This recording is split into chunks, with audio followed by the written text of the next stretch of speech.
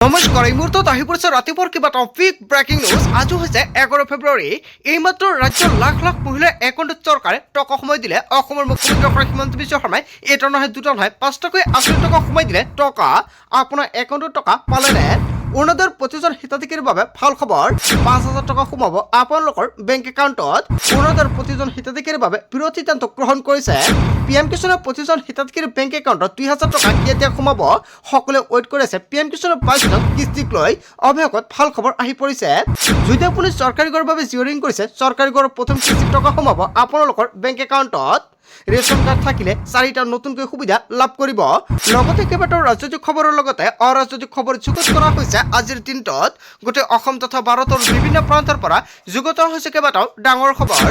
এনেবোৰ খবৰ নিতৌ পাই থাকিবলৈ চেনেলটি ছাবস্ক্ৰাইব কৰি ভিডিঅ'ত এটা লাইক কৰিবলৈ নাপাহৰিব। আজিৰ আমাৰ প্ৰথমটো খুবেই গুৰুত্বপূৰ্ণ খবৰ হৈছে অসমবাসীৰ বাবে এটা ডাঙৰ খবৰ। ৰাজ্যৰ লাখ লাখ অৰুণোদয় হিতাধিকাৰীৰ বাবে ভাল খবৰ। 1250 টকা নহয় 8,000কৈ টকা পাব অৰুণোদয়ৰ প্ৰতিজন হিতাধিকাৰীয়ে। ডাঙৰ ঘোষণা কৰিছে মুখ্যমন্ত্ৰী ডক্টৰ হিমন্ত বিশ্ব শৰ্মাই। প্ৰতিগৰাকী অৰুণোদয়ৰ হিতাধিকাৰী পাব 8,000কৈ টকা। 20 ফেব্ৰুৱাৰীত 8,000কৈ টকা লাভ কৰিব প্ৰতিগৰাকী অৰুণোদয়ৰ হিতাধিকাৰীয়ে। কিন্তু 20 ফেব্ৰুৱাৰীৰ পূৰ্বে কৰিব লাগিব কেইবাটাও গুৰুত্বপূৰ্ণ কাম, অন্যথা আপোনাৰ একাউণ্টত 1250 টকাৰ পৰিৱৰ্তে 8,000 টকা নাপাব। হিতাধিকাৰীৰ বেংক একাউণ্টত জমা হ'ব এই ধনৰাশি। ৰাজ্যৰ 37 লাখ মহিলাৰ একাউণ্টত এই টকা সোমাব আৰু 37 লাখ মহিলাৰ একাউণ্টত 8,000 টকা ট্ৰান্সফাৰ কৰিব মুখ্যমন্ত্ৰী ডক্টৰ হিমন্ত বিশ্ব শৰ্মাই।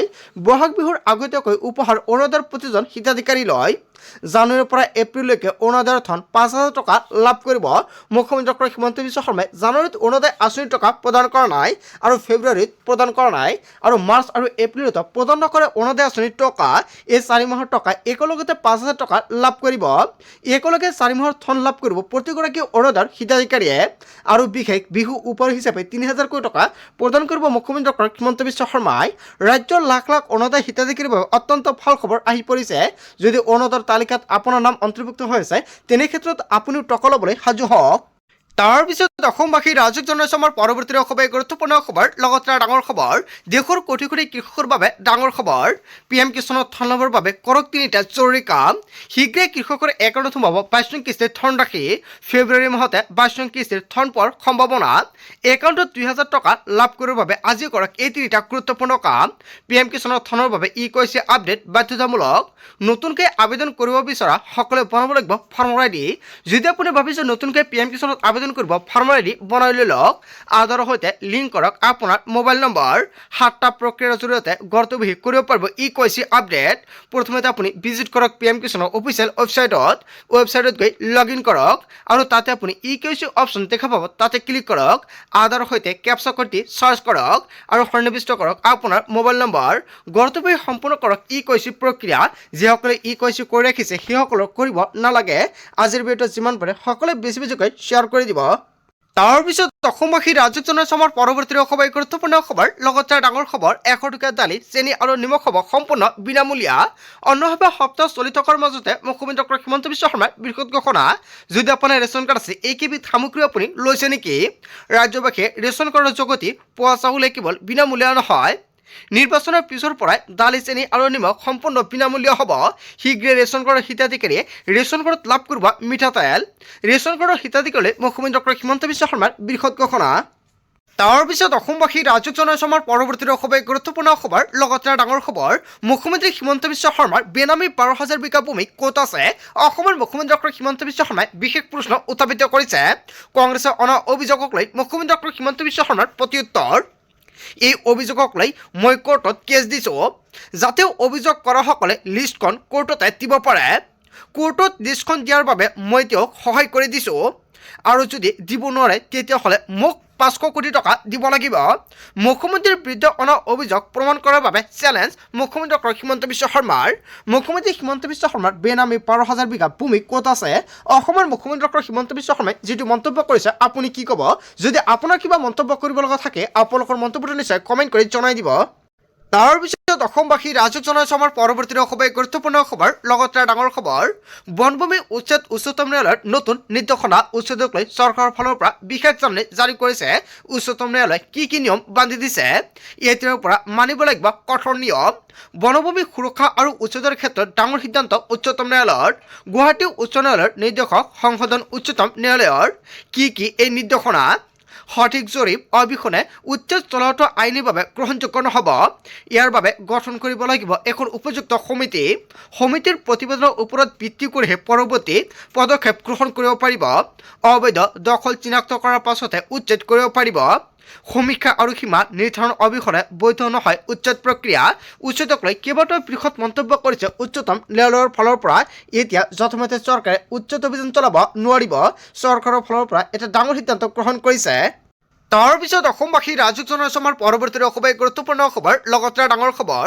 ৰাজনীতিত হিমন্ত বিশ্ব শৰ্মাই এইটো মিছা কথা নকয় অসমৰ মুখ্যমন্ত্ৰী ডক্টৰ হিমন্ত বিশ্ব শৰ্মাৰ বৃহৎ মন্তব্য আচলতে অসমৰ মুখ্যমন্ত্ৰী ডক্টৰ হিমন্ত বিশ্ব শৰ্মাই ৰাজনীতি জীৱনত এইটো মিছা কথা কোৱা নাই নেকি মুখ্যমন্ত্ৰী ডক্টৰ হিমন্ত বিশ্ব শৰ্মাই যিটো মন্তব্য কৰিছে আপোনালোকে কি ক'ব আপোনালোকৰ মন্তব্যটো নিশ্চয় কমেণ্ট কৰি জনাই দিব অসমৰ ৰাইজৰ আগত সেয়া মই প্ৰমাণ কৰি দিলোঁ ৰাইজক যি প্ৰতিশ্ৰুতি দিছোঁ সেয়া মই প্ৰমাণ কৰি দিলোঁ গৌৰৱে চেলেঞ্জ নকৰা হ'লে ইমান দূৰলৈ নোসোমালোহেঁতেন পৰিস্থিতি আৰু অধিক বেয়া কৰি ল'লে গৌৰৱ গগৈয়ে নিজে মুখেৰে সকলো কৈ দিছে গৌৰৱ গগৈয়ে এতিয়া সমগ্ৰ বিষয়টো চাব কেন্দ্ৰীয় চৰকাৰে গৌৰৱ গগৈৰ পাকিস্তান লিংকক লৈ মুখ্যমন্ত্ৰী ডক্টৰ হিমন্ত বিশ্ব শৰ্মাৰ বিস্ফোৰণ অসমৰ মুখ্যমন্ত্ৰী ডক্টৰ হিমন্ত বিশ্ব শৰ্মাই গৌৰৱ গগৈৰ লিংকক লৈ যিটো বিস্ফোৰণ কৰিছে জনতাই কি ক'ব তাৰ পিছত অসমবাসী ৰাজক জনাইছো আমাৰ পৰৱৰ্তী অসমীয়া গুৰুত্বপূৰ্ণ খবৰ লগতে ডাঙৰ খবৰ মুখ্যমন্ত্ৰীৰ বিৰুদ্ধে দিছপুৰ থানাত এজাহাৰ দাখিল APCCয়ে দাখিল কৰিলে এজাহাৰ মুখ্যমন্ত্ৰীৰ বিৰুদ্ধে সাম্প্ৰদায়িক বিবাস্ম বিয়পাৰ অভিযোগ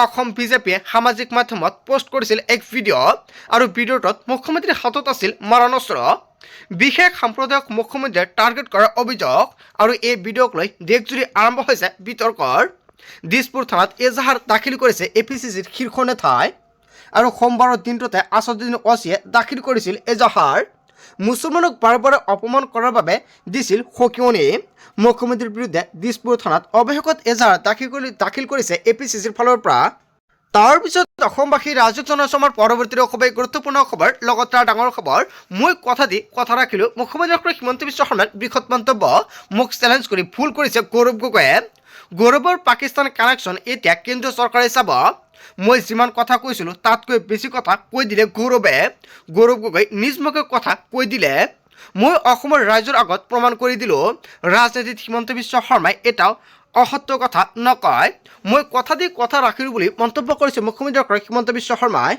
তাৰ পিছত অসমবাসী ৰাজক জনাইছো আমাৰ পৰৱৰ্তী অসমীয়া গুৰুত্বপূৰ্ণ খবৰ লগতে ডাঙৰ খবৰ অসমত আমচুৰ নাই কোনো অস্তিত্ব আমচুৰ নাম শুনা নাই মুখ্যমন্ত্ৰীয়ে অসমৰ মুখ্যমন্ত্ৰী ডক্টৰ হিমন্ত বিশ্ব শৰ্মাৰ পুনৰ বিস্ফোৰণ আমচু মানে কি সেইটো এটা পাৰ্টি আছে নেকি মইতো নাজানো এনেকুৱাকৈ প্ৰশ্ন উত্থাপিত কৰিছিল মুখ্যমন্ত্ৰী ডক্টৰ হিমন্ত বিশ্ব শৰ্মাই আমচু সম্পৰ্কত আমচুৰ বিষয়ে নজনা উত্তৰ দিলে মুখ্যমন্ত্ৰীয়ে এতিয়ালৈ আমচুৰ নামৰ কিবা আছে যদি জনা নাছিলে মুখ্যমন্ত্ৰীয়ে অসমত আমচুৰ নাই কোনো অস্তিত্ব আমচুৰ নাম শুনাই নাই মুখ্যমন্ত্ৰীয়ে ইয়াৰ বিষয়ে জনতাই কি ক'ব যদি জনতাৰ কিবা ক'ব লগা থাকে আপোনালোকৰ মন্তব্য নিশ্চয় কমেণ্ট কৰি জনাই দিব তাৰ পিছত অসমবাসী ৰাজক জনাইছো আমাৰ পৰৱৰ্তী অসমীয়া গুৰুত্বপূৰ্ণ খবৰ লগতে ডাঙৰ খবৰ গৌৰৱ গগৈক এস্কৰ্ট হিমন্ত বিশ্ব চৰকাৰৰ এতিয়াৰ পৰা এস্কৰ্ট লৈ ঘূৰিব গৌৰৱ গগৈ প্ৰদেশ কংগ্ৰেছৰ সভাপতি গৌৰৱ গগৈক কটকটীয়াকৈ নিৰাপত্তা গৌৰৱ গগৈক নতুনকৈ নিৰাপত্তাৰক্ষী প্ৰদান গৌৰৱ গগৈৰ লগত থাকিব তিনিজনকৈ দেহৰক্ষী গৌৰৱ গগৈৰ সম্পূৰ্ণ সুৰক্ষাৰ দায়িত্ব থাকিব তিনিও দেহৰক্ষী